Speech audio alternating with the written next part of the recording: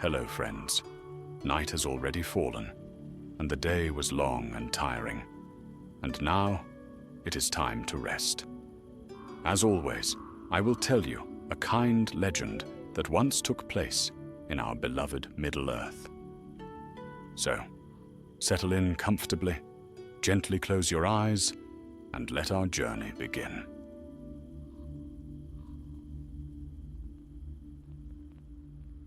The final years of the First Age settled over Beleriand like a long, trembling breath.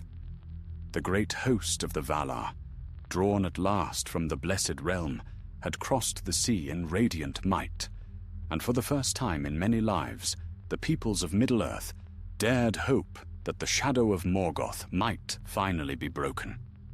Yet hope is the most fragile of shields, and those who walked the battle plains knew well that the dark enemy had not yet played all his dreadful cards.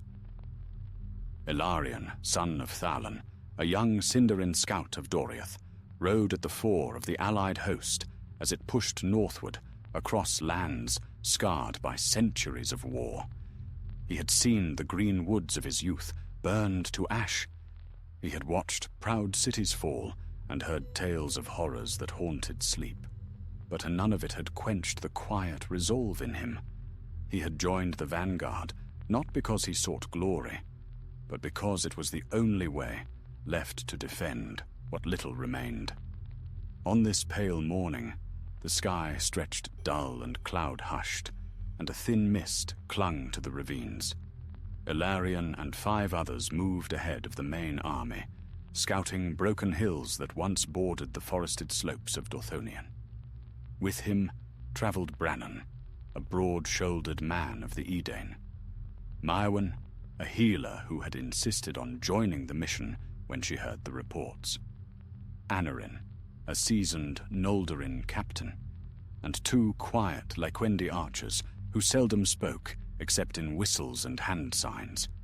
Rumors had been growing these past weeks. Whispers passed from outposts and refugees who stumbled from the north, half frozen with fear. Morgoth was forging new creatures in the iron depths of Angband, they said. Creatures with wings vast as storm clouds and flame hotter than the furnaces of his pits. Some laughed bitterly, calling it wild talk meant to unsettle nerves. Others, remembering Glaurung and the devastation he once wrought, did not laugh at all.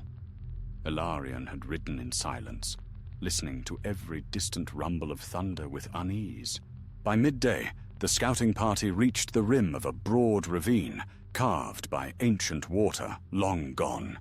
Rocks lay tumbled as if giants had fought here, and a stale heat clung to the earth.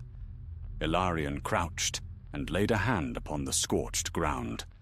"This was burned recently," he murmured. Anarion knelt beside him. "Not by wildfire."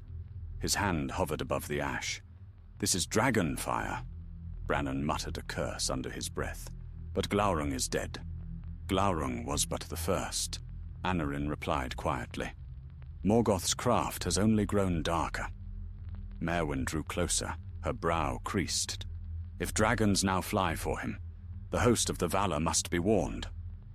The Lyquendi archers signaled sharply, a warning gesture.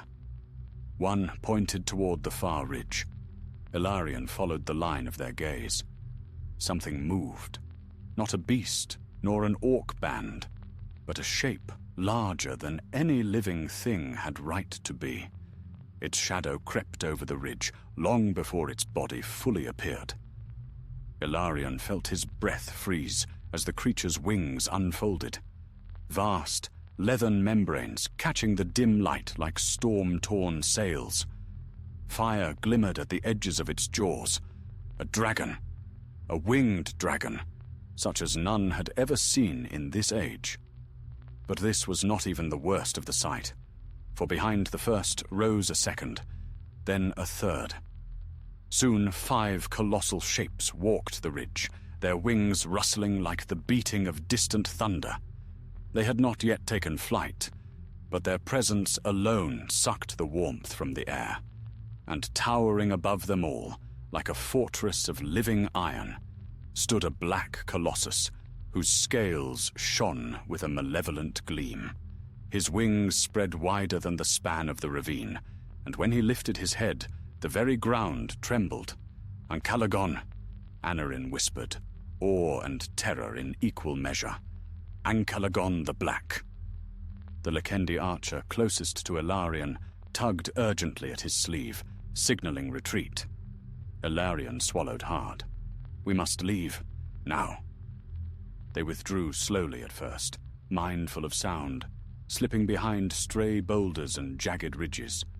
But when one of the dragons gave a low, rumbling growl, Ilarion felt panic claw at his chest. Once out of sight, they broke into a run. The team scrambled down the ravine, boots scraping stone, hearts pounding.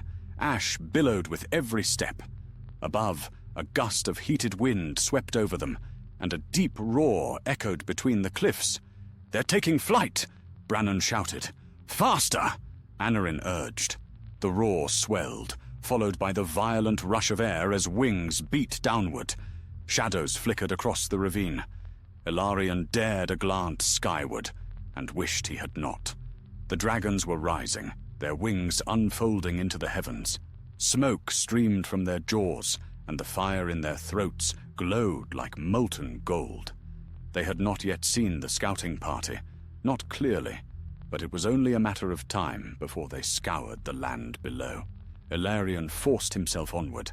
Every heartbeat mattered. Every step was a slim thread, tying them to survival.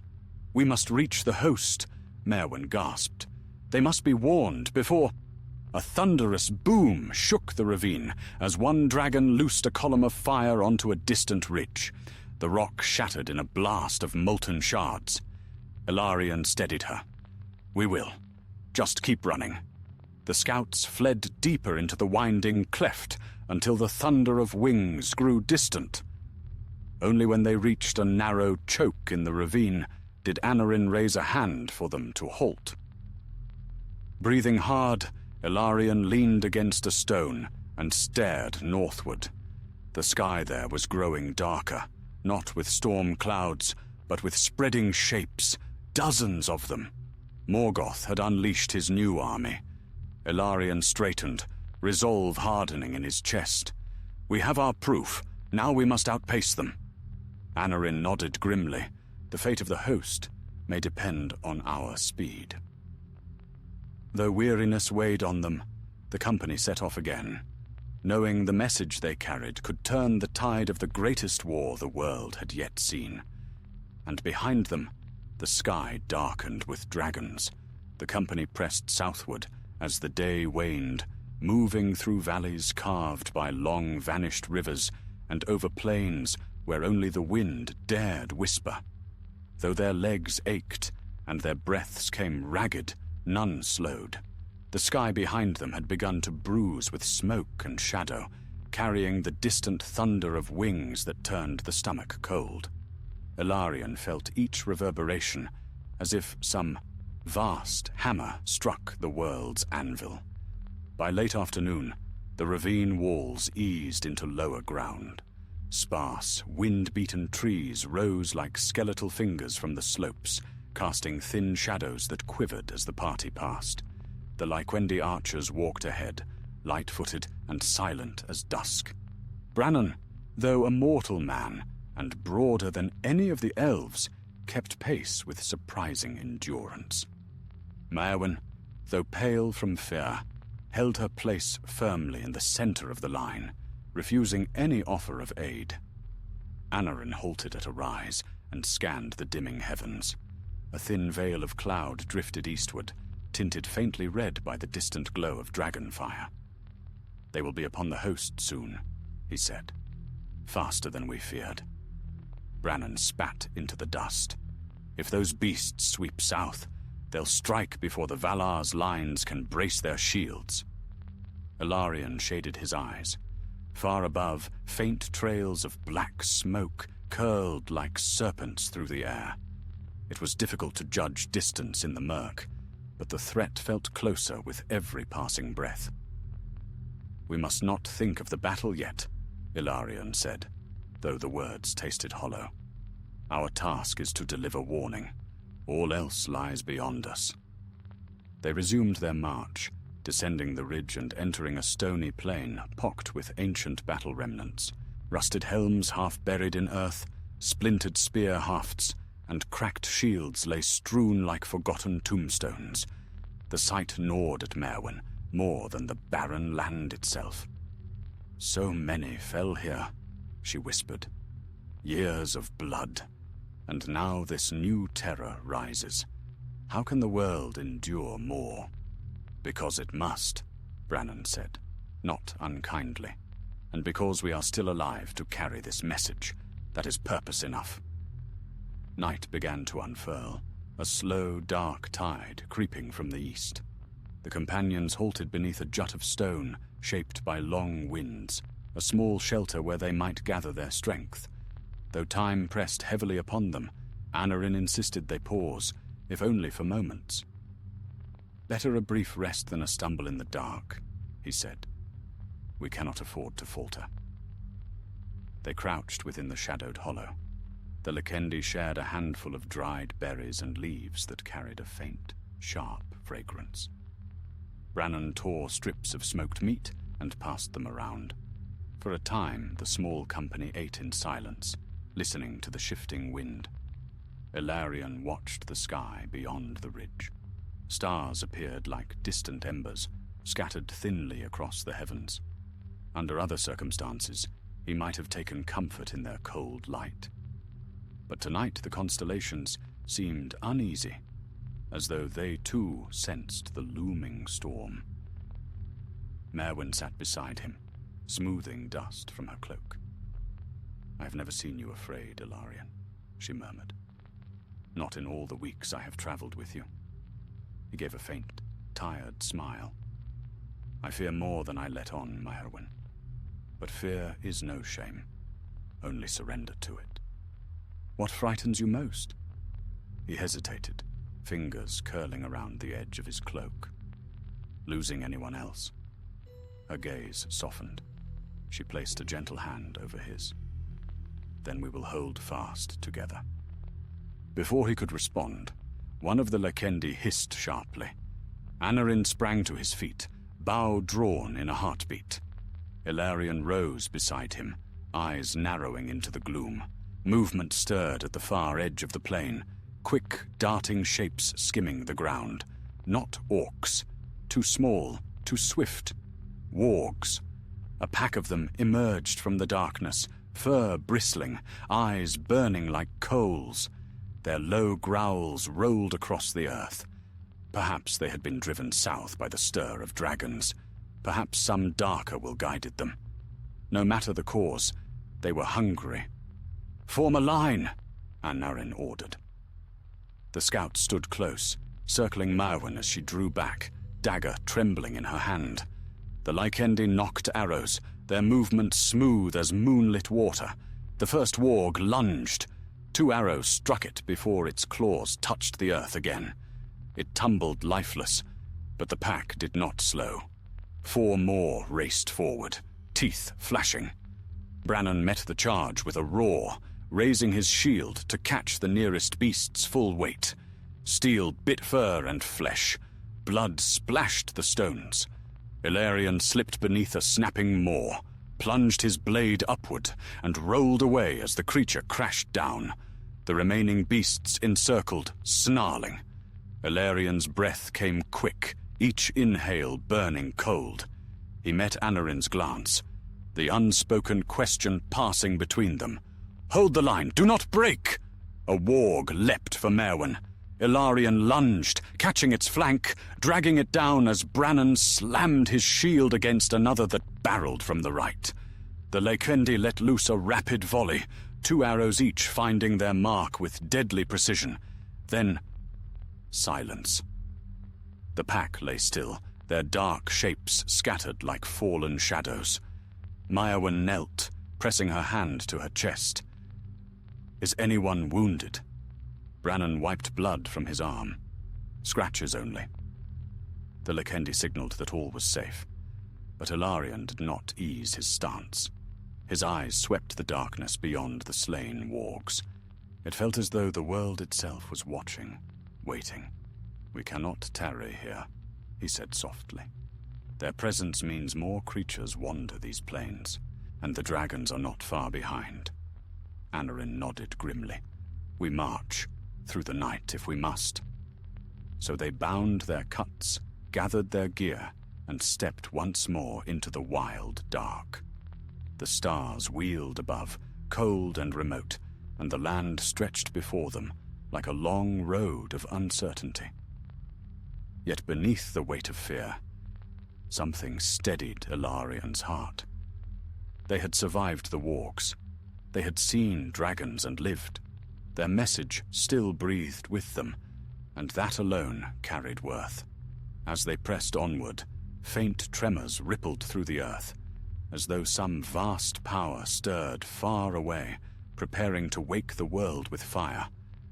And Ilarion understood that whatever awaited them, dawn would bring a reckoning no tale of old had ever dared to tell. Night deepened as the company moved across the broad plain, their steps quick but measured, for the ground here was treacherous with hidden pits and stones worn smooth by forgotten wars. A cold wind crept from the north, whispering against their cloaks as though bearing tidings from unspeakable heights. Overhead, the stars were veiled in shifting smoke, and at times a faint red pulse glimmered along the horizon, distant fire staining the sky where dragons roamed. Ilarion kept the lead, bow in hand, senses sharpened. The warg attack had left them shaken, but it had also honed their purpose. Every sound seemed louder in the vast quiet. Brannon's steady boots crunching gravel, Merwin's soft breaths, Anarind's watchful stride, and the near-silent tread of the Lekendi archers. Though each carried fear within, none allowed it to master them. "We will reach the foothills by dawn," Anarind said, his voice low. "Once we cross the Eredwethrin's southern ridges, the host of the Valar will not be far." Brannon grunted. "If dawn still comes." Ilarion glanced up. The sky had grown darker still, though the moon had not yet set. Shadows moved like drifting sails, but he could not tell if clouds or wings made them. The thought chilled him more deeply than the night air. For hours they pressed on, the land slowly rising beneath their feet. Sparse trees huddled in small groves where the plain met the roots of the hills. When they reached one such cluster, Anarind signaled a brief halt. "We must move with care. Goblin scouts sometimes prowl these ridges." Brannon rolled his shoulders, gripping his shield tighter. "Let them come." The Lekendi slipped ahead into the trees, disappearing with such ease that they might have been shadows themselves. Ilarion waited, listening to the faint sigh of wind through the branches. They returned moments later, signaling that the path was clear, though not untouched. They had found fresh tracks, small, sharp footprints that dented the soft soil. "Orcs," Ilarion muttered, a band passing through the grove. "Let us hope they keep moving south," Merwin said softly. "We cannot afford delays." They moved on, weaving through the trees until the forest ended in a steep slope of broken stone. The climb was slow but steady, and as they ascended, the sky paled faintly at the edges. Dawn approached, despite all omens to the contrary. Yet before the first rays could break, a sound rolled across the hills, a distant, echoing howl, sharp and commanding. It was not the cry of a beast, but of a horn. An orc horn. Ilarion's heart tightened. "They have found us!" A second blast followed, nearer than the first. Shadows appeared along the crest of the slope, small hunched forms moving with quick, jagged motions. "They mean to cut us off," Anarind said. "Down the slope, into the ravine." The company veered sharply, descending toward a narrow cut between two ridges. Stones clattered beneath their feet, sliding into the shadowed channel. The Lekendi took positions at the rear, bows ready. Orcs poured down after them, snarling, clattering, brandishing crude weapons. They moved with the reckless fury of creatures driven by a will greater than their own. "Keep moving!" Brannon barked, though he stayed close to the tail, ready to block any who slipped past the archer's arrows. The ravine twisted sharply left. Ilarion slowed, scanning ahead. A fallen tree lay across the path, too thick to leap easily. "Brannon, help me!" he called. The two braced themselves beneath the heavy trunk, heaving with all their strength. The tree shifted just enough for Merwin and the Lekendi to scramble over. Anarion remained behind them, firing arrows with swift precision. "Move!" he shouted. The tree thudded aside. They dashed on, but the orcs were close now, close enough that their snarls became breathless, panting. Ilarion spun, loosing an arrow into the closest creature. It fell silently, but two more bounded over it. Brannon intercepted one, shield slamming into its chest, while Ilarion knocked the other down with a swift, low strike. Merwin caught her breath, clutching a stone wall for balance. "How many are there?" "Enough," Anarion said grimly, "that we must not stay to count them." They continued deeper into the ravine, the walls rising higher around them, forming a narrow corridor dim even as morning neared. The orcs followed, but the tight space slowed their advance, allowing the company to slip ahead. At last, the ravine widened into a small basin. A thin stream trickled between stones, reflecting the first pale hints of dawn. "We cannot outrun them forever," Brannon said, wiping his brow. "We must stand, at least for a moment." "No," Ilarion said firmly. "We have not yet reached the line of the Valar's host. Our message is all that matters. We fight only when cornered." Anarion nodded. "We head east. The foothills rise sharply there, but beyond them the land dips toward the encampments." They turned toward the eastern slope, climbing quickly. The orcs spilled into the basin moments later, howling at the sight of their quarry. And then a new sound cut through the morning, a great roar, deeper than thunder, yet sharper than flame tearing through wood. It rolled from the north, shaking the very stones beneath their feet. Ilarion froze. Everyone did. The Lekendi's eyes widened. Merwin covered her mouth. Even Brannon's face blanched. "Dragons," Ilarion whispered. "They are drawing near." The orcs, too, faltered, looking skyward in terror. For the first time, their cries wavered. From beyond the ridge rose a billowing surge of black smoke, swirling upward as though the mountain itself had come alive. A silhouette moved within it, vast, winged and gliding low. A fire drake. The sight broke the orcs' will. They scrambled back into the ravine, desperate to escape the coming terror. "Now!" Anarion said sharply. "While all flee before the sky's wrath, we run." The company raced up the slope, every muscle burning. The roar came again, closer, and the ground quivered beneath its echo. Ilarion did not dare look behind him. He kept his gaze forward, fixed on the rising light of dawn, a thin gleam that finally pierced the eastern clouds. The sun broke the horizon, just as they reached the top of the ridge. Below, stretching southward in vast ranks of silver and white, lay the forward lines of the host of the Valar.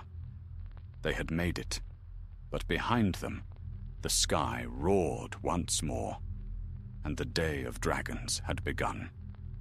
The first light of dawn washed the hills in pale gold, but the warmth of morning did little to ease the dread that clung to the company as they descended the ridge. Below them, banners fluttered in the wind, white and silver standards bearing the emblems of the Valar and their Maiar lieutenants, alongside the crests of the Noldor princes who yet remained. The sight should have brought comfort, even triumph, yet Ilarion felt only urgency. The dragons were awake. Their wings beat the air like storms rising from the pits of the world. Anarion did not pause to admire the encampment. "Hurry," he said. "We must reach the commanders before the enemy takes the sky." They hurried down among the outer watchposts, passing elves of many kindreds, tall Noldor armored in bright mail, Vanyar with hair like woven sunlight, and Sindar who had joined the host as guides. All looked toward the north, frowns deepening as distant roars trembled through the air. A guard captain approached as the scouts neared the first line of tents. He was broad-shouldered and stern-eyed, his armor wrought in leaf-shaped plates. "You come in haste," he said. "What tidings from the northern wilds?" Anarion answered without ceremony. "The darkest yet. Morgoth has unleashed a host of winged dragons. They rise now from the wastes of the north, led by one greater than any before." The guard paled. "Winged? The Valar's high captains must hear this." He led them swiftly toward the central pavilion. As they passed through the camp, knots of warriors paused their morning preparations, listening to the rumble of distant wings. Horses stamped uneasily. Even the wind held a strange tension, as though waiting for fire to claim it. The central tent rose like a small hill, its walls white and gold, guarded by Maiar, whose eyes shone faintly beneath their helms. When the scouts entered, they found several elven lords already in council. Tall figures draped in gleaming mail, their expressions shifting from calculation to concern, as Anarion relayed all they had witnessed. The dragons gathering upon the ridge, the flight of Ankalagon the Black, the distant glow of fire staining the sky. When he finished, silence hung heavy as stone. "Then the hour has come," said one of the captains, in a voice calm yet grave. His light grey cloak shimmered faintly. Though he wore no crown, Ilarion sensed great age and power in him. "The enemy brings forth his last and most terrible strength." A second captain nodded, his golden hair bright as flame. "We must ready our lines. The archers will spread across the southern front. The Maiar will take the high ground. Send word to the Vanyar. They must form the central bulwark." Brannon cleared his throat. "Begging your pardon, my lords, but if those beasts fly as swiftly as they rose, you have little time." The captains exchanged glances. "Indeed," the grey-cloaked one replied. "And for your warning, brave scouts, we owe thanks. Had this host been caught unprepared, the cost would have been far grimmer." Ilarion bowed slightly, though his breath still quickened with worry. "We will assist however we can." "You shall," said the golden-haired captain. "Stay with the forward lines. Aid our archers. Your eyes have already seen these creatures, and that knowledge is precious." With orders given, the company was dismissed. Outside the pavilion, the camp had erupted into motion. War horns rang. Soldiers strapped on armor, fetched shields, and assembled in ordered ranks. The tremors in the sky grew louder, like enormous wings dragging earthquakes in their wake. The Lekendi archers vanished ahead to join their kin in the wooded high ground. Brannon checked his shield straps once more, testing their sturdiness. Maiarwen gathered herbs and cloth from her pack, preparing to tend the wounded. Ilarion took a steadying breath. The morning felt too bright, too fragile, like glass waiting for the hammer's fall. From the hilltop where the company took their position, he could see miles across the northern plains. The horizon, once grey with dawn light, now darkened beneath a spreading shadow. Smoke boiled upward, deep and thick, spiraling like a living storm. Then the shadows moved. Dragons burst through the smoke in a sweeping arc, great winged shapes, scales flashing like molten iron, their roars carving terror into the air. Fire spilled from their jaws, staining the sky with rivers of gold and crimson. They flew not in scattered chaos, but in grim order. as though driven by a single, merciless command. At their head soared Ankalagon the Black. Even at a distance, he dwarfed all behind him. His wings stretched wider than the span of a fortress. His scales glimmered like iron, darkened by ages of fire. And when he opened his jaws, the light that flared within was brighter than the sunrise itself. The host of the Valar braced. Trumpets answered the sky's challenge, bright, ringing notes that cut across the plains like lightning. Elves drew bowstrings taut, shields locked, lines formed with the precision of long-trained discipline. Ilarion swallowed hard. "They are almost upon us." Brannon's jaw clenched. "Hold steady." Merwin stood further behind the lines, hands trembling at her sides, yet her gaze remained fixed, determined. The dragons descended. Their shadows fell first, long, sweeping shapes that raced across the ground like dark tidewaters. The wind of their approach tore at cloaks and banners, whipping the air into chaos. Ilarion drew his bow, though he felt the trembling in his fingers. "Archers!" cried a captain. "Loose at will!" Arrows soared upward in volleys, darkening the morning sky with glittering rain. Some struck scales, bouncing harmlessly away. Others found softer marks, piercing wings or soft folds near the throat. Many dragons hardly seemed to notice. Then fire came. A torrent of flame roared across the front lines, sweeping like a river unleashed from the heart of a volcano. Earth exploded. Shields melted. Warriors cried out, their voices swallowed by the blaze. Ilarion ducked behind a stone outcrop as fire washed overhead, heat searing his skin. Brannon hurled himself beside him, shield raised. Merwin, further behind, pressed against the roots of a twisted tree, her eyes wide with horror, yet still unbroken. The onslaught paused only for a breath, enough for the survivors to rise again. "We hold!" shouted Anarion, voice ringing like clear steel. "We hold! For all of Middle-earth!" The dragons wheeled for another strike, and though fear clutched at Ilarion's throat, he rose, bow drawn, facing the storm. The sky above writhed with fire and wings, yet somewhere beneath the terror, he sensed purpose. The same purpose that had guided them from the ravine, through battle and darkness. They had made it in time. Now they would stand in the crucible of the War of Wrath itself, and the Day of Dragons had only just begun. The sky was a furnace. Fire rained in long, sweeping arcs, licking the ground in molten trails that turned rock to slag and earth to smoking ruin. The dragons circled above like living storms, their roars echoing through the hills with the fury of a breaking world. Yet through that chaos, the host of the Valar held their lines. Spears braced, shields raised, voices rising in ancient war cries that seemed almost to challenge the thunder itself. Ilarion stood among them, bow in one hand, ash smeared on his brow. Smoke stung his eyes, but he did not falter. Anarion beside him shouted orders to nearby archers, guiding their shots between the sweeping wings overhead. Brannon's shield was scorched black, though he held it firm, positioning himself at the line's edge to cover those with less armor.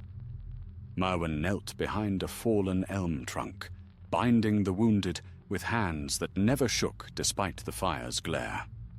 A sudden shadow plunged downward, a dragon diving straight toward their position. "Down!" Anarion shouted. The beast's wings beat the ground with a force that sent dirt and stones flying. Its claws gouged deep furrows in the soil, and its breath built to a fiery crescendo. Ilarion hurled himself aside as the dragon spewed a torrent of flame that ripped across the hilltop, turning two warriors to ash in heartbeat flashes. Brannon lunged, smashing his shield into the dragon's snout with a roar. It recoiled, more annoyed than harmed, and swung its tail in a wide arc. The blow struck Brannon full across the chest. He flew backward, crashing into the roots of a shattered tree. Myrwen cried out his name, scrambling toward him. But the dragon's head swung again, jaws snapping shut inches from her cloak. Elarian's arrow flew. It struck the softer hinge of the creature's jaw, drawing a burst of dark, smoking blood. The dragon snarled, whipping its head toward Elarian. Heat shimmered around its throat, brightening, building. Anarion raised his hand. "Loose!" A volley of arrows struck the beast's neck and shoulders, forcing it to stagger. One arrow, fired by a Lekendi archer, perched high among the stones, pierced its eye. The dragon shrieked, reared, and thrashed wildly. Its wings slammed against the earth, sending warriors sprawling. Elarian darted beneath the shelter of a boulder as the dragon twisted in its death convulsion. It collapsed at last in a heap of scales and smoke, the earth quaking beneath its fall. But there was no time to breathe. From the north, 3 more dragons swooped low, flames trailing behind them like banners of destruction. The entire front line braced anew. Anarion shouted over the roaring wind, "They test the center! Ready yourselves!" Elarian knocked another arrow, though he knew their shafts were as pinpricks against such massive foes. Still, even a pinprick placed well might slow a beast for a moment. And sometimes a moment was all that life needed to cling to. The dragons unleashed their next wave of fire. The blaze cascaded down the hillside, and even the air seemed to scream. Elarian ducked, shielding his face with his cloak. Light blazed through the fabric in fierce, unsteady pulses. Then came a new sound, a deep, clarion blast of silver trumpets. The Vanya were advancing. They marched in perfect formation, tall and golden-haired, their armor gleaming like caught sunlight. At their head strode the Maya captain, whom Elarian had seen earlier, his cloak billowing behind him like a banner of light. The air around him shimmered faintly, as though the fire of the dragons dared not draw too near. He lifted his spear, and with a voice that echoed through the very bones of the land, he cried, "Stand firm! The wrath of the West shall not yield!" The Vanya moved like a tide of white and gold, intercepting the dragon's path. Their spears lifted as one, their shields locked in impeccable ranks. When the dragons dove again, the Vanya met them with a discipline so resolute it seemed almost unreal. Elarian watched in awe. He had heard tales of the Vanya, the firstborn who had dwelt nearest to the light of the trees, who had seldom returned to Middle-earth since their first departure. But to see them in battle was to witness the songs of old come alive in blinding brilliance. The dragons faltered under the radiant onslaught. But not for long. A shadow darker than all others swept across the plain, immense, devouring, cold despite the fires it carried. Ankalagan the Black soared high above the battlefield, wings spread wide as storm fronts. Flame burned in his throat, casting a sickly glow through the smoke. The mere beat of his wings sent tremors through the hills. "You must be jesting," Brannon muttered from where he'd risen, bruised but alive. Myrwen hovered beside him, relief etched on her features. Elarian felt his heartbeat falter. Ankalagan dwarfed every other dragon, his presence bending the very air with a weight of ancient malice. He descended slowly, surveying the battlefield as a king might assess a foe, confident, patient, certain of his dominion. Then he roared. The world seemed to crack. The sound splintered the morning sky, shook trees to their roots, and sent warriors staggering. Lesser dragons rallied at the call, swarming to Ankalagan's side like shadows drawn to a deeper night. The host's lines wavered. "Steady!" Anarion called, though strain edged his voice. "Stand your ground!" The ground trembled. Elarian braced himself, sweat stinging his eyes. Somewhere far above, beyond the smoke and fire, a pale gleam flickered, faint, brief, yet unlike any other light on that battlefield. Ilarion squinted. "Did you see that?" Brannon frowned. "The sky? Hard to see anything past all this smoke." "No," Ilarion insisted. "There was a light, a star." Before he could finish, a fresh wave of dragons surged forward, forcing him to raise his bow once more. The battle raged anew, fiercer and more chaotic than before. Fire and steel clashed.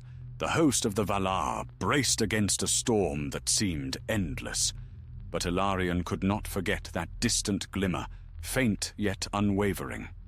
Something stirred beyond the darkness, something answering the dragon's challenge, and though he did not yet know its name, hope moved in his chest like a small, steady flame, fighting to survive the tempest. The battle only grew more frenzied as the sun climbed behind thickening smoke. Darkness and light wrestled in the sky, blotting out the day until everything below lay beneath a shifting veil of red and grey. The host of the Valar fought on, but even the greatest warriors among them had begun to stagger beneath the endless assault of flame and thunder. Ilarion loosed an arrow into the blazing heavens, though he could scarcely see where it vanished. The heat rolling down from the dragon's wings felt like the breath of an open furnace. Brannon stood beside him, shield half melted, grimacing each time a burst of fire lit the air. Merwin knelt near a shallow trench she had turned into a makeshift ward station, her hands stained with soot and blood as she worked tirelessly to save those dragged back from the front. A roar rippled across the sky, one of the lesser dragons screeching in pain as a Vanyarin spear struck its wing. The beast spiraled downward, crashing into the hillside in a riot of shattered stone and dust. Warriors rushed forward to finish it before it rose again. But their triumph was short-lived. Ankalagon descended. The vast shadow of the black drake swept across the plain, blotting out even the fire behind him. His wings beat with such force that the earth itself seemed to resist, as if unwilling to bear the weight of his presence. His roar erupted again, a cataclysmic peal that shook loose avalanches from distant cliffs and sent weaker dragons scattering. Ilarion's breath caught. "He intends to break the center."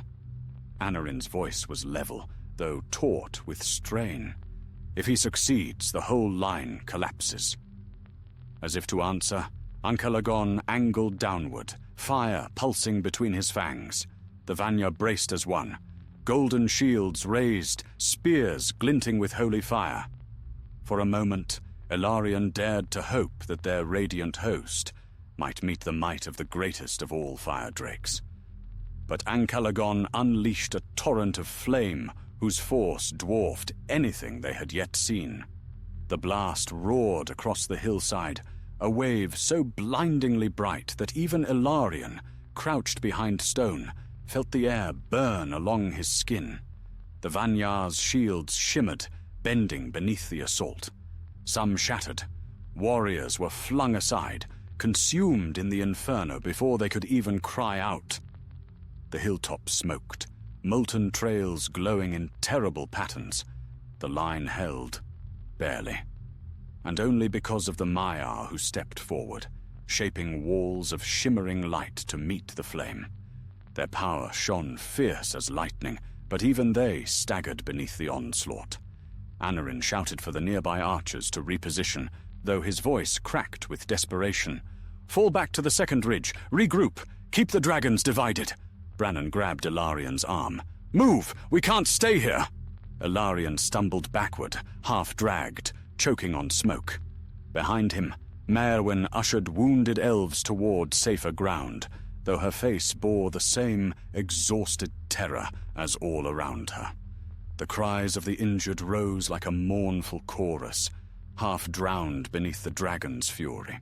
Then came a sharp tremor beneath their feet, not from wings, but from the ground itself. Ilarion steadied himself. What now? The answer rose moments later. a fresh surge of orcs and balrogs pouring from the northern breach, driven forward by the dragon's advance. Their war cries mingled with the thunder overhead, a hideous harmony of flame and steel. The lines of the Valar bent under the new assault. Arrows flew, spears thrust, swords clashed with whips of fire. A Balrog strode through the smoke, its body wreathed in flame, cracking the ground with each step. Only the combined might of several Maiar kept it from cleaving through the center. Ilarion's heart pounded. He drew arrow after arrow, loosing them into orc ranks and the leathern hides of passing dragons. Brannon fought at his side, shield shattered now but still raised. Merwin's hands glowed faintly with healing warmth as she pressed them against wounded flesh, even as the ground trembled. The battle stretched into madness. And yet, there it was again. A light above, faint but steady. Not the harsh fire of dragons, nor the embers of burning trees. A pale glimmer, moving where no dragon flew. Ilarion blinked up at the haze. "There! Brannon, look!" Brannon squinted. "A star? At midday? Through all this smoke?" "Yes," Ilarion whispered. "It shines still." The light grew brighter, clearer. It carved a narrow path through the roiling haze, like a silver blade slicing the heart of the storm. Even the dragons seemed to hesitate, their roars faltering for a breath. Then a clear, ringing cry swept across the heavens, bright as a morning bell. A ship of light broke through the smoke. Its prow shone like a star wrought into the shape of a great sailing vessel, its hull trailing streams of white fire that did not burn the air but purified it. At its mast, a single radiant jewel blazed, bathing the ruined land in cool, unwavering brilliance. Eärendil had come. The mariner stood upon the bow of his shining vessel, the Silmaril bound upon his brow. Light poured from him in steady waves, brushing aside the foul vapors of Angbarn's brood. His ship soared above the dragons, as if sailing on unseen winds. A hush fell across the battlefield. Even Ankalagon paused in his spiraling arc, turning his colossal head to face the new threat.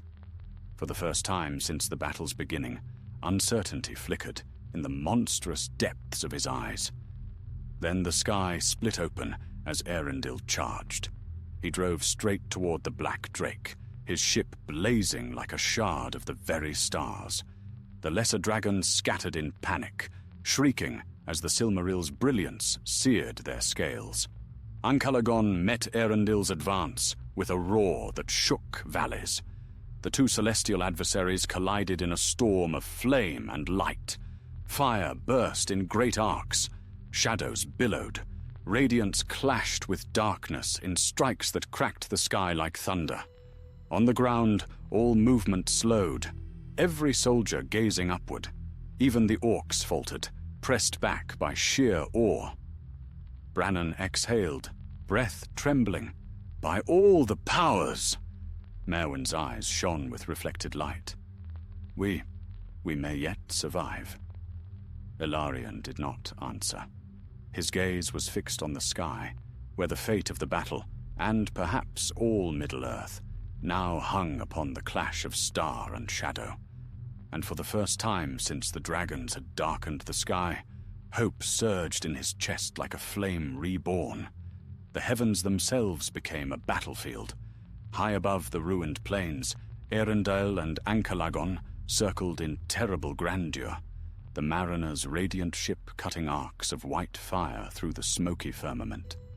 Ankalagon soared like a storm wrath given form, black wings beating with the power of mountains collapsing.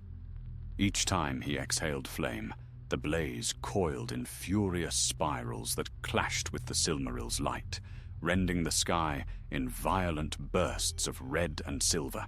Below, the host of the Valar rallied under the returning brilliance.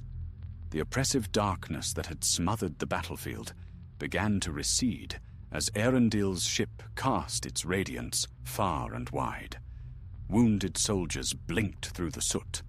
Archers raised their bows anew. Even the Maiar seemed fortified, their eyes brightening with resolve. Ilarion felt the light press warm against his face, a balm to the raw sting of smoke. "He is turning the tide," he murmured. Anarion nodded, his expression fierce with renewed strength. "So long as he stands, the dragons cannot claim dominion of the sky." But though hope flared again, the battle was far from won. A cluster of fire drakes dove toward the ground forces, seeking to break the weakened flank before the host could fully regroup. The dragons descended in a shriek of splitting air, their wings sweeping the smoke aside like torn veils. "Archers to me!" cried Anarion. Ilarion and the nearest bowmen rushed to the ridge's edge. Their arrows rose like a dark storm of their own making, streaking upward into the fiery descent. Two dragons veered off with pained roars, wounded by well-placed shots. A third crashed down upon a shield line, scattering elves in its wake. The impact sent tremors rolling through the ground. Brannon charged forward with a thunderous shout. "Hold fast!" He slammed his shoulder into the dragon's side as its head whipped toward Merwin, who had been pulling a wounded soldier to safety. The beast's teeth snapped shut inches from Brannon's shield. Flames built at the back of its throat. Ilarion sprinted down the slope. "Brannon!" He fired even as he ran, sending an arrow into the softer underside of the dragon's jaw. The flame burst prematurely, erupting in a half-formed blast that singed the ground but spared the front lines. Brannon seized the moment, driving his sword into the creature's throat with all his remaining strength. The dragon convulsed, wings flailing, and toppled sideways. Merwin grabbed Brannon's arm, breathless. "You reckless fool. You should have been burned alive." Brannon grinned through soot and blood.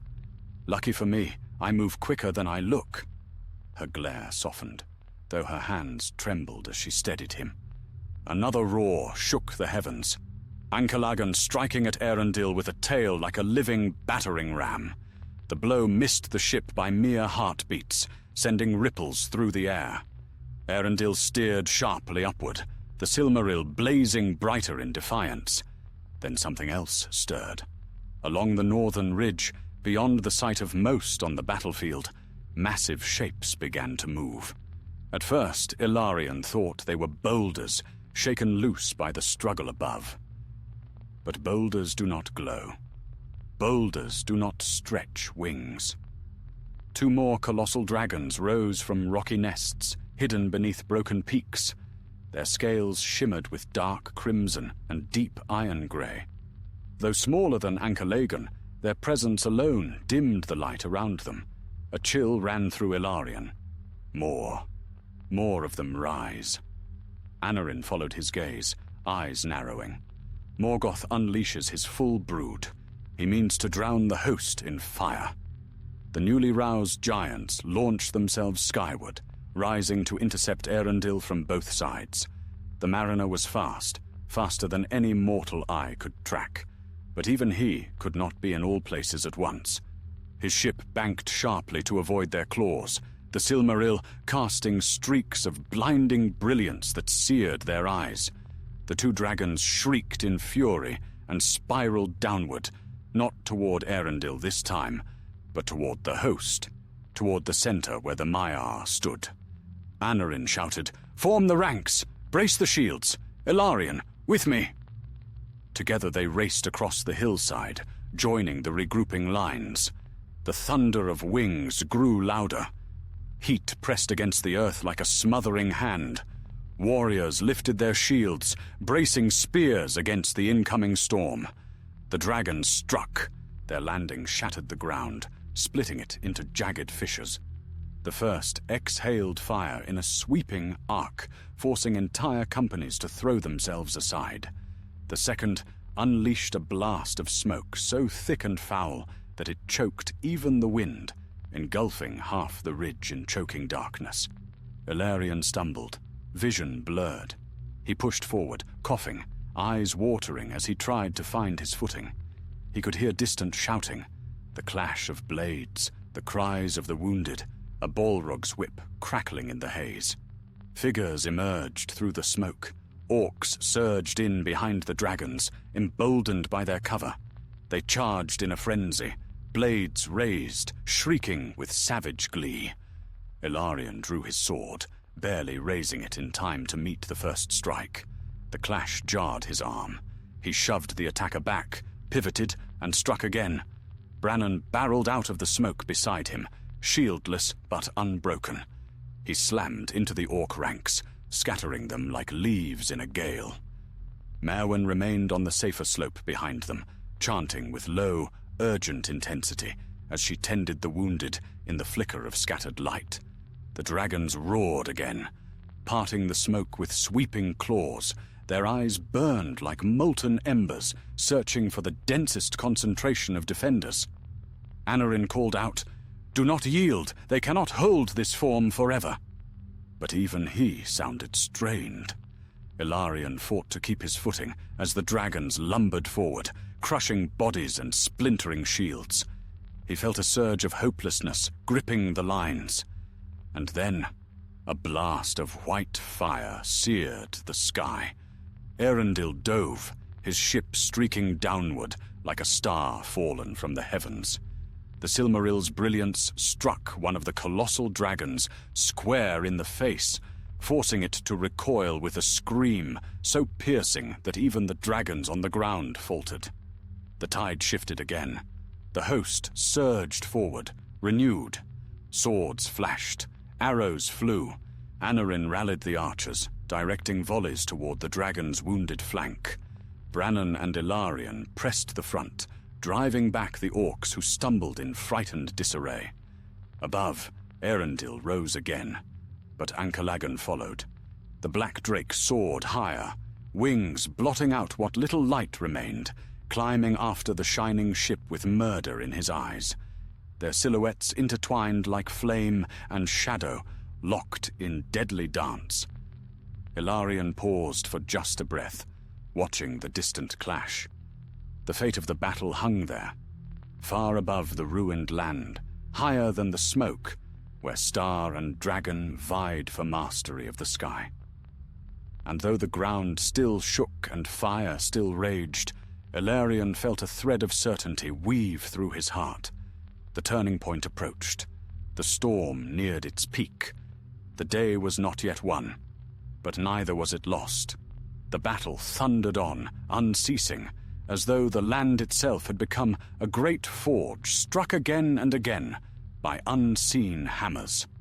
Smoke surged upward in thick billows, hiding the peaks and blotting out the sun, while the earth trembled beneath the weight of dragons, balrogs, and the marching hordes of Angband. Yet still the host of the Valar held their ground, battered but unbroken. Ilarion wiped soot from his eyes, breath coming in uneven bursts. His limbs ached from hours of battle, but there was no time to rest. Another line of orcs surged from the darkened plain, driven forward by the shrieks of unseen captains. Behind them, a smaller fire drake circled and prepared to strike again. Brannon raised his cracked shield and gave a weary laugh. "I have lost track of how many times that beast has tried to roast us." "It will try again," Anarion said grimly, joining them with several archers at his back. "Hold your ground." The drake dove, flame spilling from its mouth in a long, brilliant plume. Ilarion and the others dove behind the fractured remains of a stone outcrop. Fire roared overhead, searing the air, leaving behind nothing but blackened earth and drifting embers. Ilarion rose and shot twice before the drake ascended again. The first arrow bounced harmlessly off its scales, but the second found its membrane, tearing through the thin flesh of its wing. The creature shrieked and banked off course, leaving a spiraling trail of smoke behind it. "Good!" Anarion barked. "Keep it limping. Make it an easier mark." But before they could aim another volley, a Balrog advanced through the ranks of orcs, fire cascading from its body in waves that pushed back the very shadows. Its whip cracked, a terrible sound that echoed through the ravine and sent tremors through the defenders' hearts. "Back!" Brannon shouted. "Fall back to the inner ridge!" Ilarion hesitated.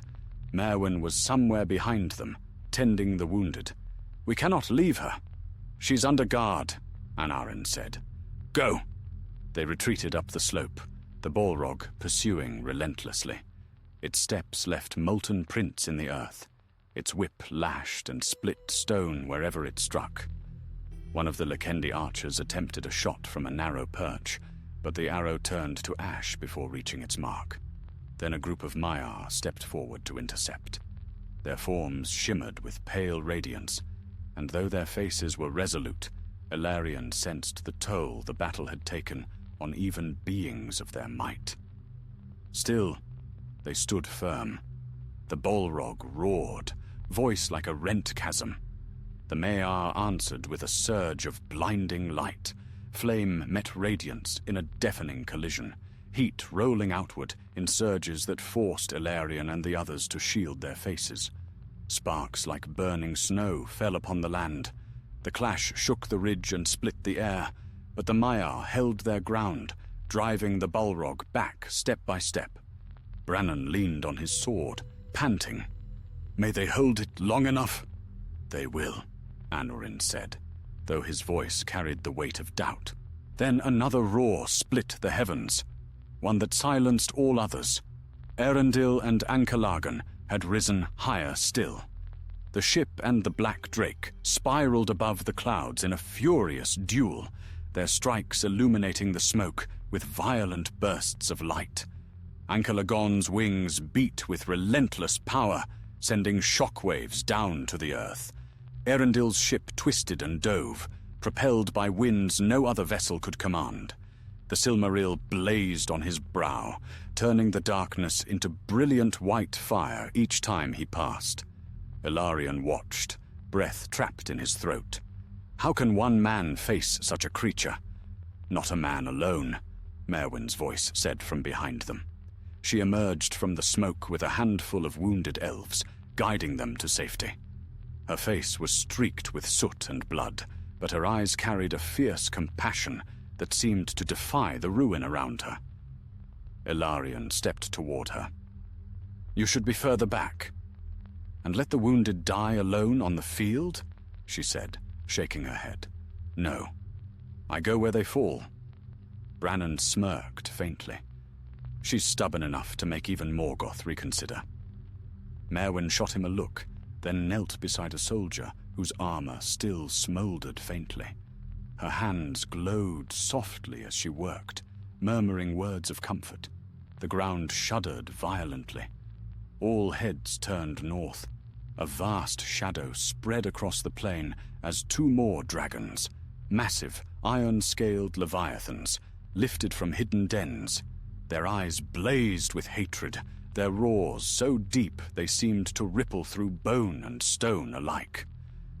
"Morgoth is emptying his pits," Anarion muttered.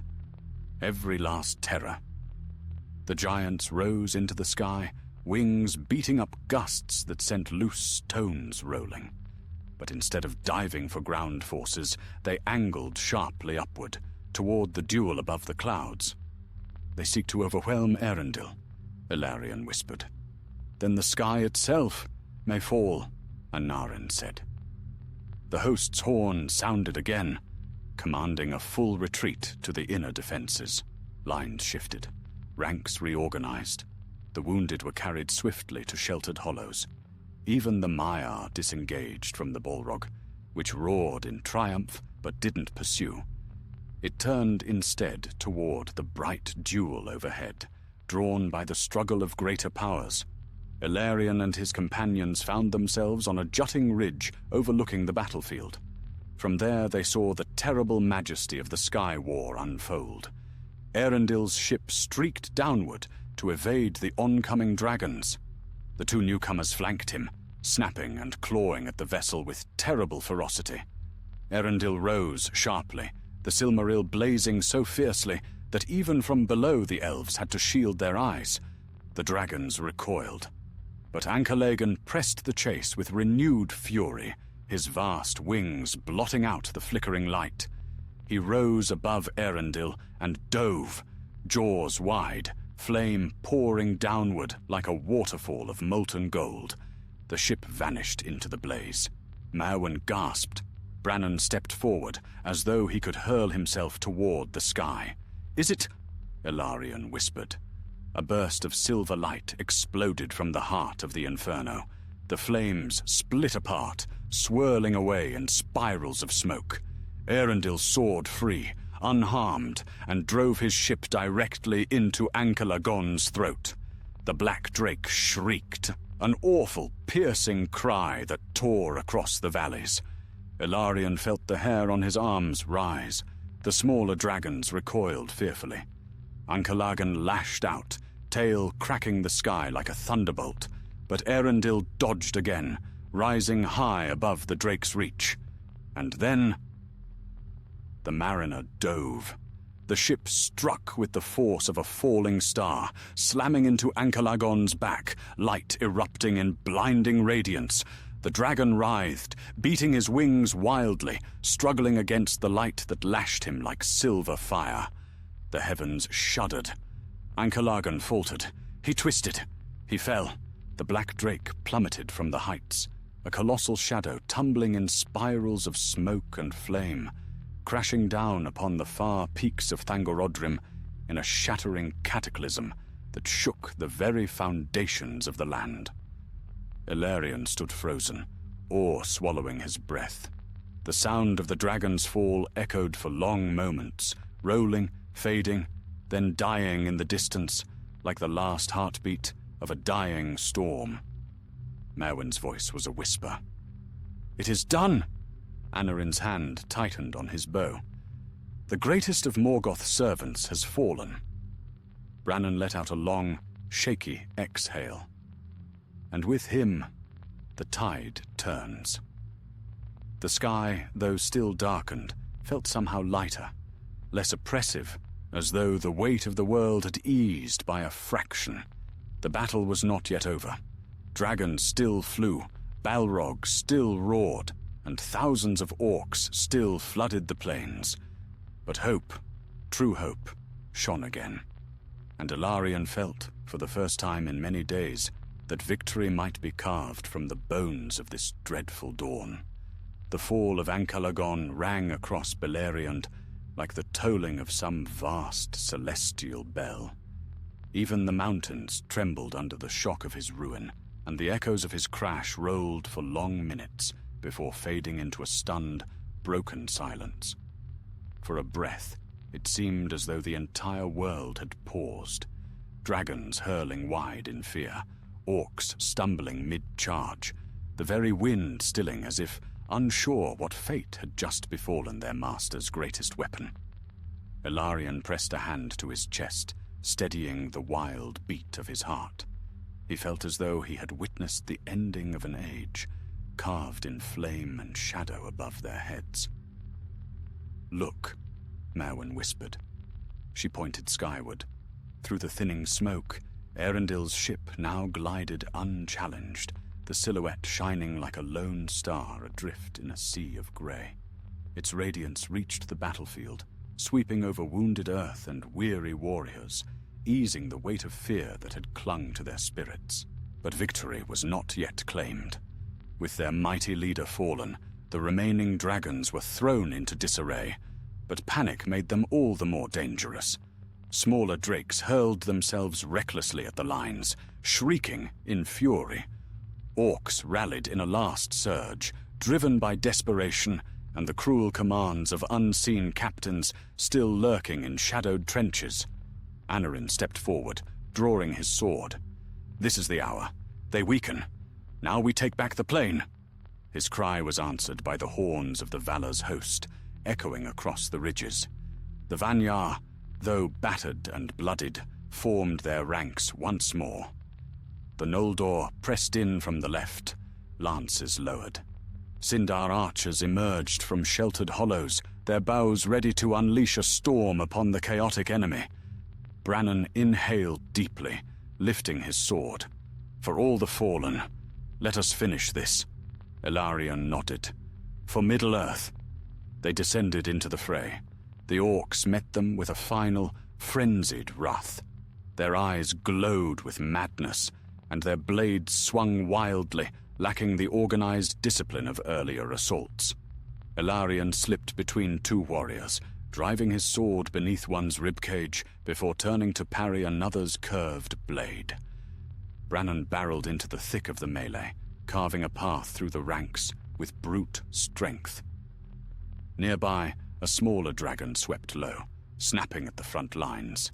Its scales were cracked, its flight uneven, perhaps wounded during the chaos above. But its fire was no less deadly. "Spread out!" Anarion shouted. "Make it choose its target." Arrows streaked from the flanking ridges, several finding the vulnerable joints beneath the dragon's wings. It shrieked, veering off course, then crashed into a cluster of orcs. The impact threw bodies in all directions. Warriors of the host surged forward, driving their advantage. Merwin moved through the fray like a pale flame, quick, purposeful, never hesitating, even when claw or blade flashed too near. She dragged the wounded to safety, heedless of her own fear, her voice steady as she murmured reassurances to those on the brink of death. At one point, Ilarion nearly lost sight of her in the chaos. Only when he saw the glow of her healing hands through smoke did his breath return. The Balrog still roamed the far end of the field. It moved like a walking inferno, flame for skin, shadow for breath, its whip carving arcs of burning ruin through the air. Every step it took scorched the earth, melting stone and tearing trenches into the battlefield. A handful of Maiar engaged it again, but even they were pushed back, the heat too fierce to endure for long. "We must help them," Ilarion said, panting as he rejoined Anarion. "If that creature breaks free, it will unravel everything." "Not alone," Anarion replied. "We go together." They rallied several nearby warriors, Sindar, Vanyar, and a few Noldor who bore the sigils of ancient houses, and pushed toward the blazing figure. The Balrog roared, raising its fiery sword. Flames rippled outward in a violent gust. Two soldiers were thrown back instantly. Another fell, his armor glowing red as molten metal. Ilarion ducked behind a fallen boulder, heart pounding. Brannon hurled a spear, though it melted before striking the beast. The Balrog swung its whip, cracking it across the ridge. The strike sent stones flying, and forced Ilarion to roll aside. But the Maiar returned. Two luminous figures, eyes alight with the pure fire of the west. They clashed with the demon once more. Their radiance pressed against its flames, driving it a step back, then another. Ilarion rose. He could not join them directly. They were beings of far greater power, but he could aid the warriors fighting near their feet. He loosed arrow after arrow into the orcs who sought to circle around and flank the Maiar. Brannon leapt forward and drove his blade into the chest of a towering orc captain, toppling him into the dirt. Anarion coordinated volleys to keep the smaller fire drakes at bay. Then came the moment. One Maiar raised her staff high. White light erupted in a wave that shattered the Balrog's whip into falling embers. The beast staggered, flames flickering wildly. The second Maiar called upon a power older than the mountains, driving his blade of pure light into the Balrog's heart. A terrible scream rent the battlefield. The creature shuddered, its fire flaring brighter, then collapsing inward with a thunderous implosion. The shockwave knocked every warrior to the ground. When the smoke cleared, the Balrog was gone, and only a deep, molten scar remained where it had stood. For a moment, silence settled again. Then a cheer rose, from elves, from men, even from the Maiar. A cry of triumph that spread across the ridges like a long-awaited dawn. Ilarion managed a weary smile. His limbs trembled, his lungs burned, but he had never felt more alive. As the host pressed forward to sweep the remaining orcs from the field, Eärendil's ship descended from the heights, its brilliance washing gently over the battlefield like a star's blessing. The remaining dragons fled in scattered terror, no longer bound by their overlord's will. The sky began to clear. Merwin approached, wiping blood from her hands. "It is ending." "Not yet fully," Anarion said, though his voice softened. "But the worst of it has passed." Brannon clasped Ilarion's shoulder. "We have lived through the day. Dragons darkened the sky."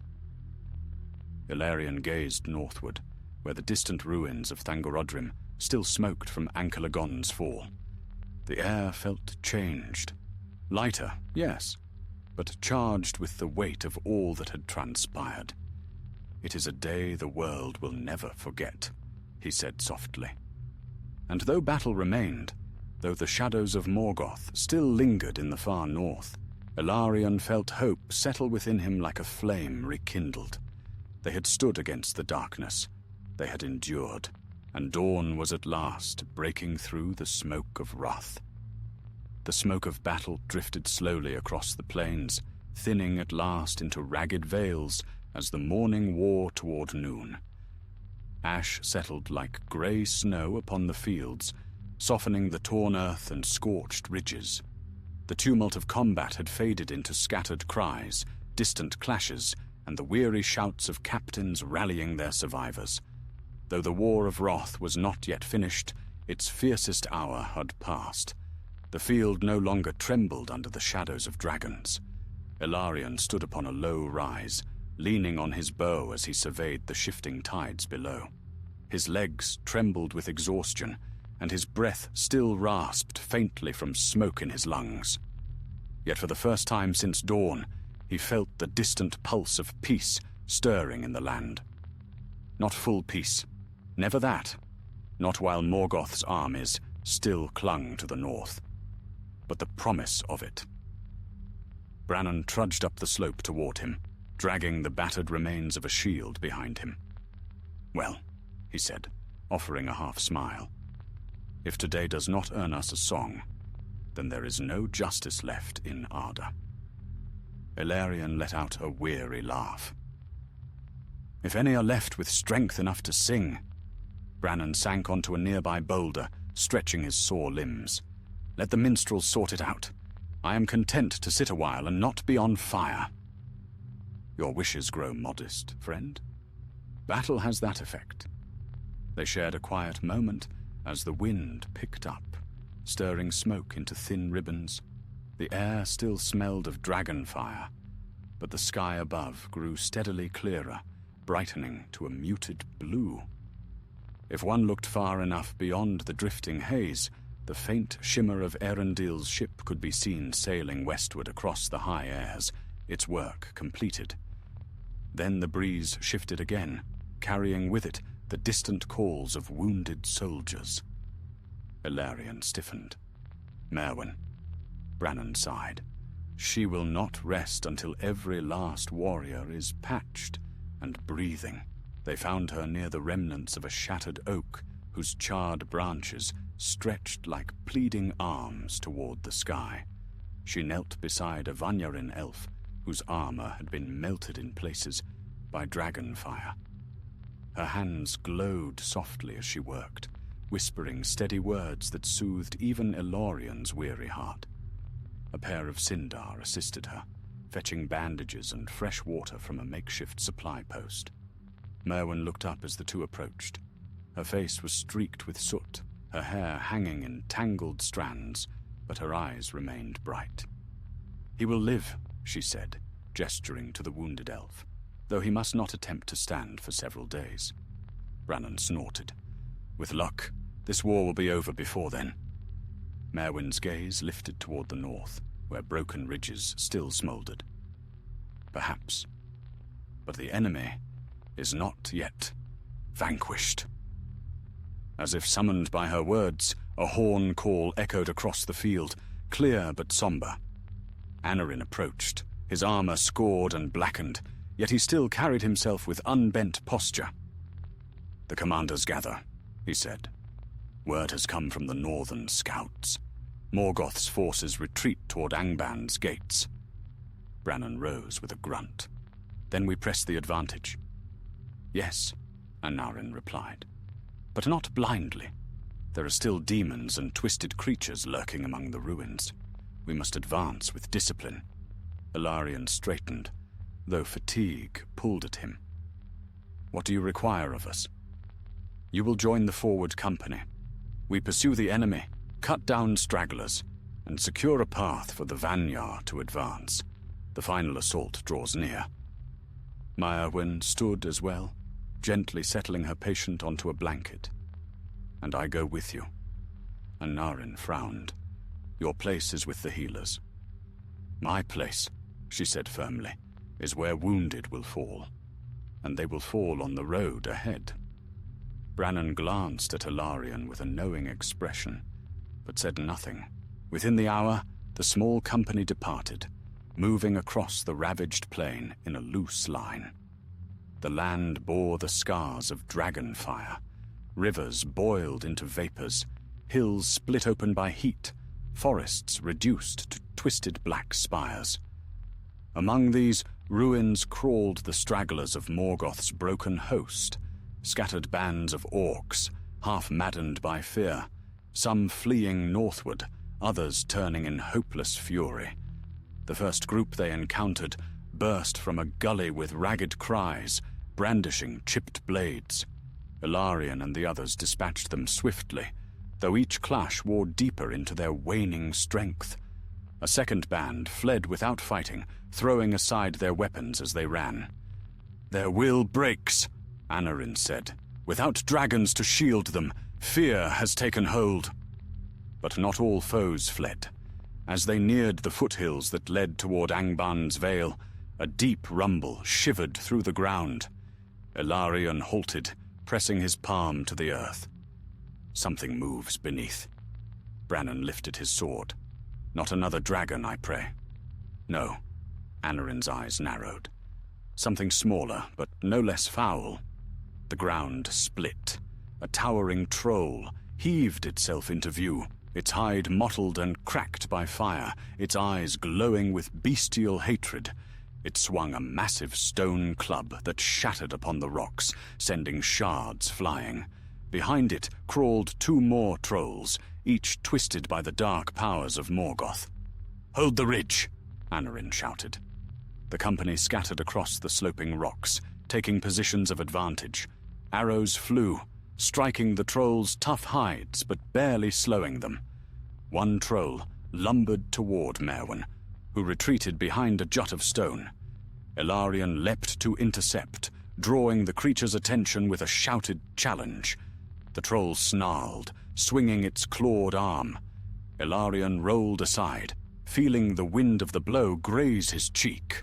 Brannon charged the same troll from the side, burying his blade deep into its thigh. The beast howled and staggered.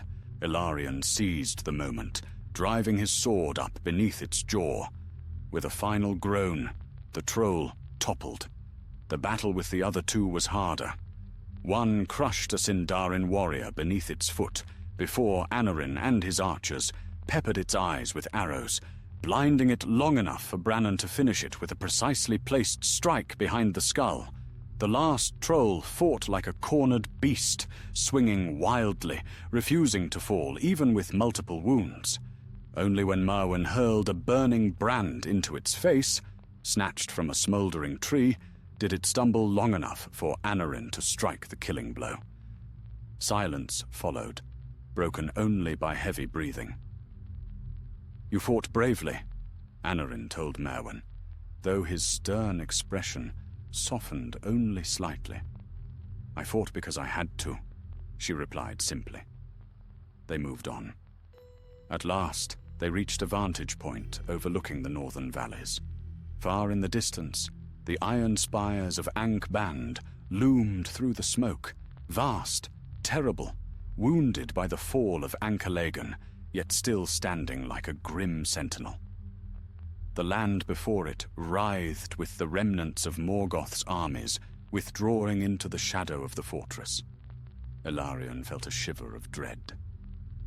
there lies the heart of the darkness. Yes, Anarind said quietly, and soon the Valar will strike it. Brannon rested a hand on his shoulder. Then we witness the end of an age. Merwin's gaze lingered on the smoking horizon. May it be an end worth all this sacrifice. Ilarion nodded, though the weight of the sight pressed deeply upon him. Ahead lay the fortress of the enemy. Ahead lay the final reckoning. And though the fires of battle had dimmed for a moment, he knew the coming storm would test them in ways no dragon ever could. The wind from the north carried with it the iron scent of Angband, ash, cold stone, and the lingering malice of Morgoth's dominion. Even from miles away, the fortress brooded in the haze like a monstrous crown set upon a broken world. Towers skewed at impossible angles, their summits shrouded in smoke that drifted like dying spirits toward the dimming sky. Flame flickered between the crags, yet the place seemed wounded, lessened by the fall of Ancalagon, as if the very land groaned beneath the ruin of its master's might. Ilarion and his companions stood upon a ridge overlooking the desolate approaches. Below them, the remnants of Morgoth's host staggered and crawled toward the gates, orcs stumbling on shaking legs, wargs whining as they fled, creatures twisted by dark craft dragging themselves through soot and shadow. None marched. None advanced with discipline. This was a retreat born of terror. Anarind knelt to study the valley, his sharp gaze tracing the shifting formations. Their cohesion is broken. The host of the Valar could sweep them aside with ease now. Brannon exhaled slowly. Then why wait? End it now. Because Morgoth still watches from deep within, Anarind replied. His hand has not withdrawn. When the Valar advance, the final blow must be sure. Ilarion looked toward the distant fortress and felt its oppressive weight even from afar. The ground trembled faintly beneath his feet, as if murmuring warnings from deep roots. The earth itself fears him, he murmured. Merwin stood beside him, her cloak wrapped tightly against the cold wind. Her eyes followed the smoke rising from Angband's heights. Many lives will be lost when the last assault begins. Many already have, Brannon said grimly, but no more than would fall if the enemy remains. The ridge shuddered suddenly beneath them, distant but unmistakable. A deep quake rolled through the land, sending dust sliding from the cliffs. All four froze. What was that? Ilarion whispered. The tremor of a fortress stirring, Anarind answered, rising to his feet. Something within awakens.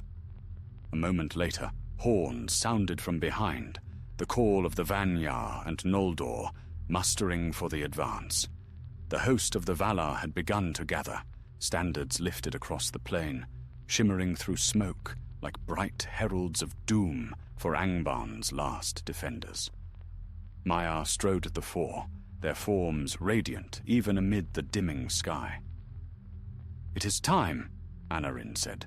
"We must descend and join our company." They hurried down the ridge, weaving between boulders and charred stumps until they reached the forming lines. Ilarion's heart pounded, not from fear alone, but from the gravity of what lay ahead. The battle with dragons had been terrible, but this was the unmaking of the ancient shadow that had plagued the world since the first dawn. As they took their place among the forward scouts, a Maiar approached them. Tall, silver-clad, his eyes like molten starlight.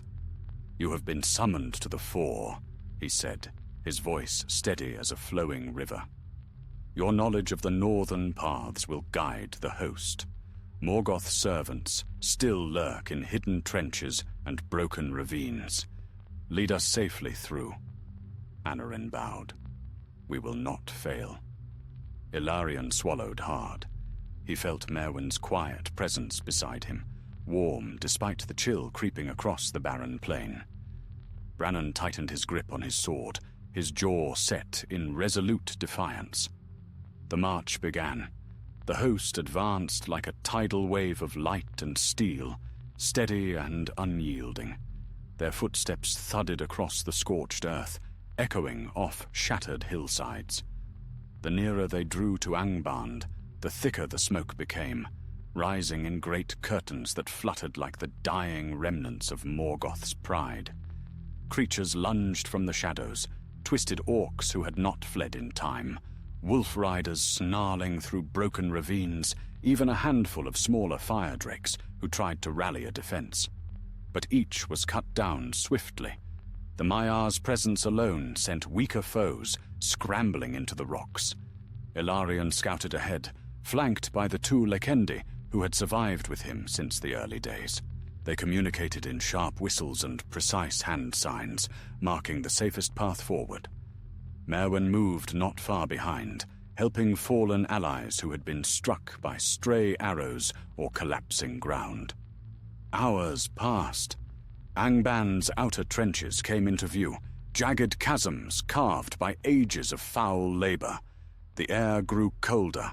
A strange pressure bore down upon them, as though the fortress exhaled despair. Then a cry arose from the ranks behind them.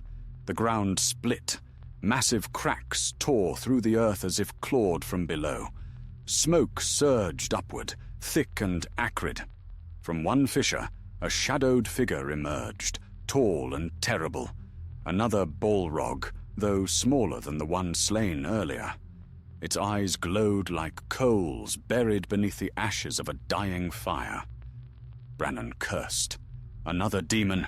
"No," Anarion said, drawing his sword. "The last of them." The Balrog charged, whip lashing the ground, sending arcs of fire across the slope. Ilarion and the scout lines scattered, rolling behind stones. The demon turned toward the main host, flame surging. But the Maiar were ready. A trio of radiant warriors met the Balrog head-on. Light clashed with shadow. Flame curled and hissed as if trying to flee. The demon's howl tore through the valley, but it was outnumbered, outmatched. With a final cry that split stone itself, the Balrog crumpled beneath the combined might of the Valar's servants. Merwin let out a long breath. "Let that be the last." "It is," Anarion said. "It must be." At last they reached the outer wall, if the jagged mountains could be called such. Angband loomed above them like a vast wound in the earth, its gates torn and scorched from earlier sallies of the host. Great cracks spread across its battlements, as though the fortress itself groaned under unseen pressure. A host of orcs made a final stand at the gate. Their shrieks echoed through the valley as they charged in rabid desperation. The clash was brief but fierce, steel against rusted blades, bright spears against crude armor. Brannon fought like a force of nature, cutting a path through the press. Ilarion's arrows found the weakest points in the charging mass. Merwin dragged wounded elves back behind the lines, even as arrows hissed through the air around her. At last the gate was taken. The host surged into the outer courtyard, a cracked expanse littered with ruins and ancient bones. Darkness pressed heavily around them, thick as tar. Then a wind rose, a cold, unnatural wind, carrying whispers that slithered through the mind. Ilarion shuddered. The very air seemed tainted. Brannon murmured, "He knows we are here." "Morgoth watches," Anarion said softly, "but he will not reign much longer." Far ahead, through the smoke and ruin, a deep red glow pulsed, slow and rhythmic, like the heartbeat of some vast creature buried in stone. "Morgoth's last citadel," Anarion said. "His throne lies beyond." Ilarion stared into the gloom, feeling the enormity of the moment settle over him. The land was silent, save for the distant grind of iron and the groans of collapsing walls. Merwin touched his arm gently. Do not lose heart now." He shook his head. "I will not." But the path forward promised trials darker than any dragon, deeper than any flame, and it led straight into the heart of Angband. A hush settled over the shattered courtyard of Angband, as if the fortress itself held its breath. Though the host of the Valar had forced open its iron gates and swept aside the last defenders upon the threshold, the darkness beyond loomed untouched, vast and coiling.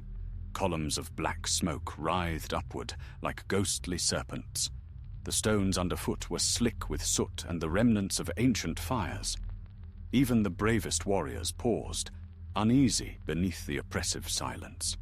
Ilarion felt it too, an unseen weight pressing upon his spirit, sapping warmth and resolve, as though some cold hand groped for his heart. He steadied his breathing, reminding himself that they had endured the worst of the dragon's fury. Yet this darkness felt different. It was deeper, older, and more watchful than any creature of fire or flesh. Anarion approached him, helm tucked beneath one arm. "This place is not meant for any living being," he said quietly. "Be wary. Morgoth's malice lingers in every stone." Brannon, who rarely showed fear, gripped his sword hilt tighter than usual.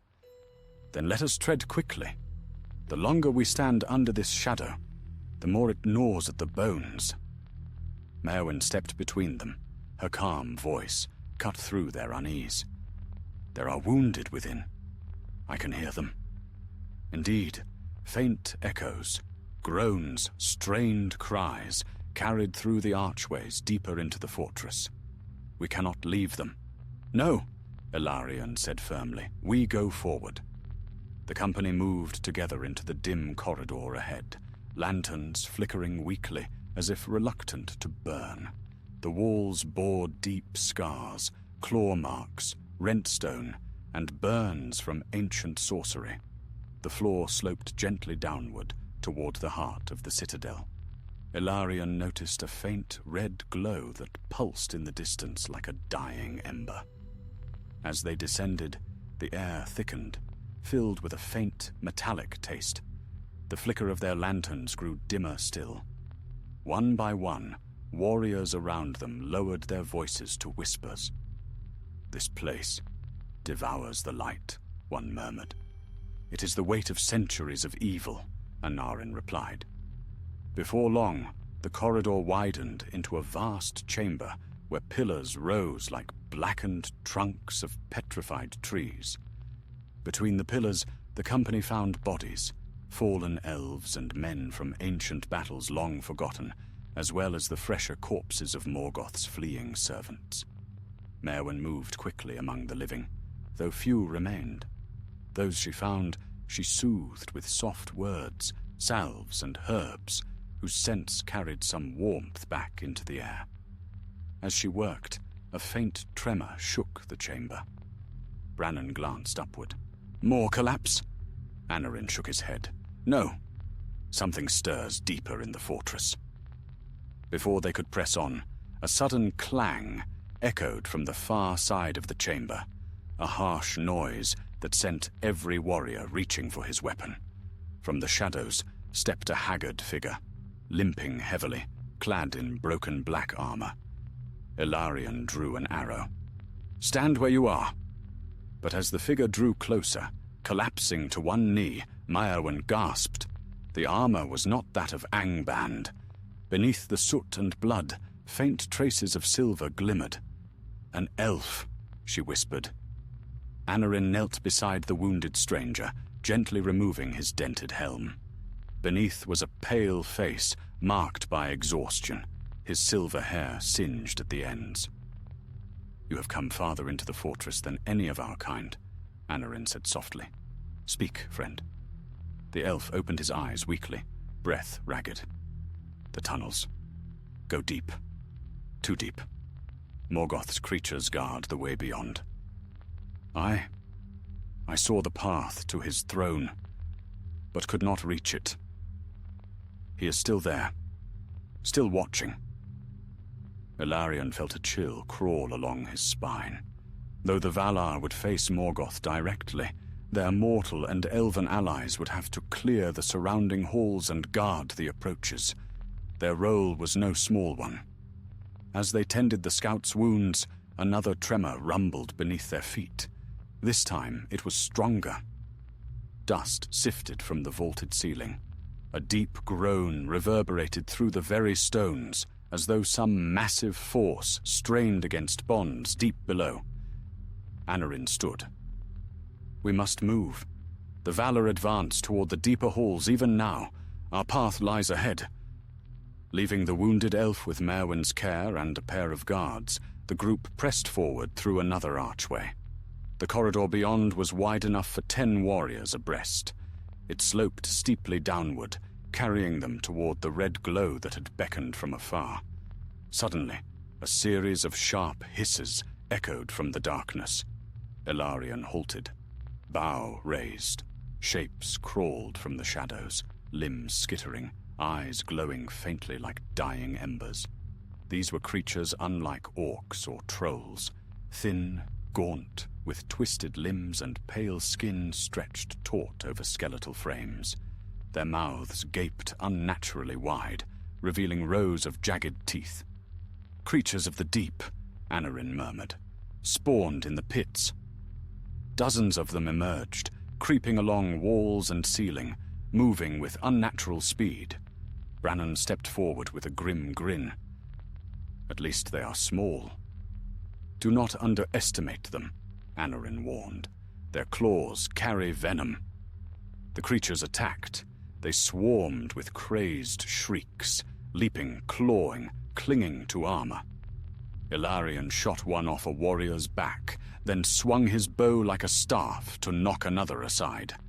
Brannon cleaved through 3 in a single sweep, though their bodies writhed unnervingly even as they died. Anarion moved with blinding precision, each strike felling a creature. Merwin kept behind the line, pulling fallen warriors to safety, binding wounds between frantic heartbeats. More creatures poured from the darkness. They overwhelmed one flank, forcing the group to retreat toward a narrow alcove. A shriek pierced the air as one leapt at Ilarion's throat, only to be struck mid-air by a flash of white fire. A mire appeared at the corridor's mouth, radiance spilling outward like a rising tide. His voice echoed through the halls, calm yet thunderous. "Begone, foul things!" The creatures recoiled, shriveling in the light before collapsing in smoking heaps. The mire stepped forward and nodded to Anarion. "The Valar press toward the throne. You must hold this path. No creature of Angband may slip behind the lines." Anarion saluted. "We will hold." The mire moved on, light trailing behind him, like a severed beam of day. Ilarion leaned against the wall, catching his breath. "We may yet survive this." "For now," Brannon said, wiping ichor from his blade. They regrouped, tended wounds, and pressed deeper into the fortress. The red glow grew stronger, pulsing like a heartbeat in the stone. Slow, steady, ominous. "What lies ahead?" Merwin asked quietly. "The final gate," Anarion replied. "Beyond it, the Valar will confront Morgoth himself." "And we?" Ilarion answered before Anarion could. "We hold the line. Whatever comes through those halls, we stand firm." Merwin nodded slowly. Another tremor shook the walls, longer, louder, as if the very fortress quailed. Brannon exhaled. "The Valar have reached him." Ilarion tightened his grip on his bow. The Battle of the Ages had begun deep within the heart of Angband, and all they could do was hold the darkness at bay. The deep halls of Angband trembled like the ribs of some ancient dying beast. Dust drifted from the vaulted ceiling in slow, ghostly curls, and a low thunder rumbled constantly beneath the stone, as if the heart of the fortress beat in agony. No light dwelt here, except the dim lanterns carried by the company and the faint, cold gleam of elven blades. Even the glow of Merwin's healing hands seemed smothered by the gloom. Ilarion felt every tremor through the soles of his boots. Somewhere far below, beyond passages forbidden even to Morgoth's thralls, the Valar were breaking into the last bastion of the Dark Enemy.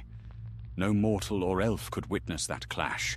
It was a contest of powers far older than the world. But the echoes of it shook the fortress, cracking pillars and sending veins of red fire writhing beneath the stone. "Keep your footing," Anarion warned, as another shudder shook the ground, sending loose stones tumbling. "If the ceiling comes down, we fall with it." Brannon steadied himself with a hand on a jagged wall. "Feels as though the whole mountain might come apart." "It will," Anarion replied. "In time. Angband cannot survive the wrath now unleashed within it." Ilarion looked down the corridor they guarded. They were stationed at the juncture of 3 great passages, one leading to the outer courtyard, one winding toward the northern galleries, and one descending deeper into the bowels of the fortress. It was through this final passage that the Valar had already passed, leaving behind only faint trails of white radiance. And now it fell to Ilarion and the others to hold the crossroads against whatever horrors might seek escape. "Movement," whispered one of the Lykendi, eyes fixed on the northern passage. Dark shapes slithered into view. Gaunt creatures like those they had fought earlier, their limbs too long, their joints unnaturally bent. But these were larger, faster, their eyes burning with unnatural hunger. They came in a wave, clicking their teeth, shrieking with razor-thin cries that clawed at the ears. "Steady!" Anarion commanded. The creatures leapt. Arrows sang first, Ilarion's among them, felling the foremost in mid-air. But more darted between the fallen, scrambling across the walls and ceiling with unnatural agility. Brannon braced himself, taking the brunt of a pouncing creature on his shield. He crushed it beneath his boot, but another lunged immediately, hissing. Ilarion spun, blade flashing, cutting one creature from the wall. It writhed, talons scraping before falling still, but more poured forth. The passage was thick with them now, a plague of writhing limbs and gnashing mandibles. A bright pulse flared at the edge of his vision, Merwin raising her lantern high. The creatures recoiled from her light, screeching. "Drive them back!" she shouted. Warriors surged forward. The Lykendi shot with lethal precision, piercing skulls and joints. Brannon hewed through 2 with a single swing. Anarion met the largest of them head-on, cutting it down with a blow that split its twisted spine. Ilarion fought beside him, blade biting through limbs and sinew. His heart pounded, breath burning in his lungs, but he did not falter. At last, the swarm thinned. The surviving creatures skittered backward, vanishing into cracks and crevices. Silence followed, broken only by the ragged breathing of the defenders. "Is everyone whole?" Anarion asked. A chorus of weary affirmations answered. Brannon wiped slick black blood from his blade. "If Morgoth created these things in his pits, I see why he kept them hidden. They are nightmares given form." Merwin exhaled shakily. "And yet, they fled the deeper halls. Something more terrifying drives them." As if in answer, a violent tremor rocked the ground. A thunderous crack split the air. The walls groaned, and dust billowed in choking clouds. Ilarion grabbed Merwin's arm, steadying her. Brannon braced himself against a column as a slab of stone crashed at his feet. The fortress quaked again, louder, fiercer. Flames burst from a fissure in the floor, searing the air. "Bar yourself!" Anarion shouted. "Shield your faces!" A rushing wave of heat surged up the descending corridor. Yet it was not fire, not wholly. It carried with it a terrible wail, a voice older than hatred itself, a scream of fury and ruin that struck at the mind more than the ears. Every warrior staggered. Ilarion dropped to one knee, clutching his head, his vision spinning. The cry tore through his thoughts like shards of glass. Myrwen fell beside him, hands pressed to her ears. What is that?" Anarind forced himself upright, face contorted in pain. "It is him!" "Morgoth," Brannon whispered. "Yes," Anarind hissed. "The Valor have reached him, and he rages." The cry echoed again, but fainter, farther away, as if some vast force smothered it. Then came silence, a terrible, eerie silence that seemed to swallow the very air. Ilarion rose unsteadily. "Is it over?" "No," Anarind said. "But the end draws near." They scarcely had time to recover when new danger spilled from the southern passage. But this time it was no swarm. A hulking troll stomped into view, its hide cracked by fire, its eyes burning with the last shreds of Morgoth's will. It roared, swinging a charred iron mace that shattered stone as it struck. Behind it lumbered two more, all bellowing with rage. Brannon cursed. "More of them!" The company formed a semicircle, shields up, blades ready. "Hold!" Anarind shouted. "We cannot let them pass!" The first troll barreled forward. Brannon met it head-on, shield raised. The impact hurled him backward, but he rolled with the force, springing to his feet with grim determination. Ilarion darted to the side, driving his blade beneath the troll's ribs. It howled, swinging wildly, but Anarind's sword followed, slicing across its hamstring. The troll toppled. Arrows from the Lykendi struck its throat before it could rise, but the other two were already upon them. One seized a warrior and crushed him instantly. Merwin screamed his name but could not reach him. The second troll hurled a chunk of stone that shattered against a pillar, nearly crushing Ilarion and two archers. "Fall back," Anarind ordered. "Draw them into the narrow way." The defenders retreated into a tighter corridor where the trolls could not use their full strength. The beasts roared, clawing at stone to widen the passage, but too slowly. Brannon and Anarind met them side by side, blades striking in perfect rhythm. Ilarion found high ground on a broken ledge and shot into exposed joints. Myrwen dragged the wounded behind a fallen pillar, chanting healing incantations. With a final roar, the last troll collapsed. The corridor fell silent again, but not for long. A new tremor shook the fortress, stronger than any before. Pillars cracked, fissures split the floor. A distant boom echoed through the deep halls, a sound like the breaking of a mountain. Anarind steadied himself against a wall. "Morgoth is thrown down." Ilarion's heart pounded. "Then the Valar have won?"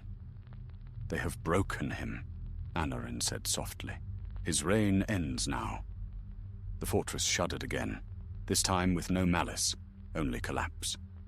Brannon looked around. "Then we must flee, lest Angband bury us all." Anarind nodded. "Gather the wounded. We retreat to the upper halls." Ilarion helped Myrwen lift a fallen warrior. The corridor trembled as they moved, stones raining from above. Through choking dust and fading light, they pressed toward the outer gates. Behind them, deep in the earth, a final thunderclap rang, a sound that seemed to close a door on an age of darkness. And with it, Angband began to fall. Angband died slowly, like a mountain groaning under the weight of its own ruin. Every corridor heaved, every pillar cracked, every ancient stone trembled, as though seeking to break free of the darkness that had held it, prisoner for ages uncounted. Dust poured from shattered arches. Flames licked through widening fissures in the floor. The very air seemed to writhe with the fading echo of Morgoth's fall. Ilarion gritted his teeth as he supported a wounded elf, guiding him through a buckling passage. Behind him, Myrwen steadied another soldier, her breaths sharp and quick. Brannon led the front, clearing fallen debris with brute strength, while Anarind directed their route through the labyrinth of collapsing stone. "Move!" Anarind shouted as another tremor shook the walls. The fortress won't hold much longer. Ahead, the corridor split, one path caving inward as they watched, swallowed by crumbling stone. The other sloped upward, faint daylight barely piercing the choking haze. "This way," Brannon barked, pushing aside a slab of broken masonry. The company surged upward. Behind them came a deafening roar. No creature's cry, but the heaving groan of Angband's heart collapsing. The floor where they had stood moments earlier split in two, its edges glowing with molten fire. A rush of heat surged past, scorching the air. Ilarian's lungs burned. Sweat streaked down his face, mixing with soot. "We cannot slow." "No one will," Myrwen replied, her voice trembling with exhaustion, yet laced with iron resolve. She pressed a hand to the wounded elf's chest, whispering encouragement, even as her own steps faltered. They pressed on, each breath a struggle. Above them, the ceiling fractured, cracks spiderwebbing across it, as though drawn by an unseen hand. Stones rained down in heavy chunks. One struck Ilarian's shoulder, nearly driving him to his knees. Brannon seized his arm, hauling him upright. "Not yet, friend," he said through clenched teeth. "We finish this escape together." A final surge carried them into a wide antechamber, where the air seemed marginally clearer. Fissures split the floor, some glowing red-hot, others vomiting black smoke. The walls bore centuries of scars, rune marks gouged by earlier captives, talon cuts from unnamable beasts, scorch marks from ancient flame, and at its far end stood the final gate, thrown open by the Valar's earlier advance. Through it, daylight flickered like a beacon of salvation. "Forward!" Anarion called. But as they neared the gate, a shadow moved. Ilarion halted, lifting his bow with instinct more than thought. A massive figure lumbered into the path. Another troll, but unlike the others. This one bore armor fused to its hide by heat, its eyes blazing with a hatred that had not diminished even in Morgoth's defeat. Its roar shook loose dust from the ceiling. Myrwen whispered, "Not now. Not one more." The troll swung a jagged, fire-blackened axe, sending a quake through the chamber. Anarion stepped forward, sword raised. "We strike as one!" The company spread, taking positions despite their exhaustion. The troll charged. Ilarion loosed an arrow, then another, both sinking deep into its chest. The beast barreled on, unfazed. Brannon met it with a shield thrust that knocked it slightly off balance, enough for Anarion to spring forward and slice across its thigh. The troll bellowed, lashing out. Its massive arm struck Anarion, flinging him into a pillar with bone-cracking force. "Anarion!" Myrwen cried. Ilarion moved before thought could form, darting toward the monster with reckless determination. He drove his blade deep into its flank. The troll roared, reaching for him with crushing claws, but Brannon intercepted, slamming into the creature's side with all his strength. "Finish it!" he roared. Ilarion wrenched his blade free and sprang upward, finding hold on a jagged spur of its fused armor. He climbed swiftly, ignoring the burning heat that singed his hands. The troll thrashed, bellowing, but its movements were sluggish, blood pouring from its many wounds. Reaching its neck, Ilarion plunged his sword deep beneath the plated hide. The troll staggered. Ilarion held fast as the creature toppled backward. He leapt clear at the last moment, rolling across the stone floor. The troll fell in a thunderous crash and didn't rise again. Silence, brief and breathless, followed. Myrwen hurried to Anarion's side. The captain groaned, pushing himself upright with visible pain. "I live," he rasped. "But let us quit this cursed place before it buries us." They limped toward the gate.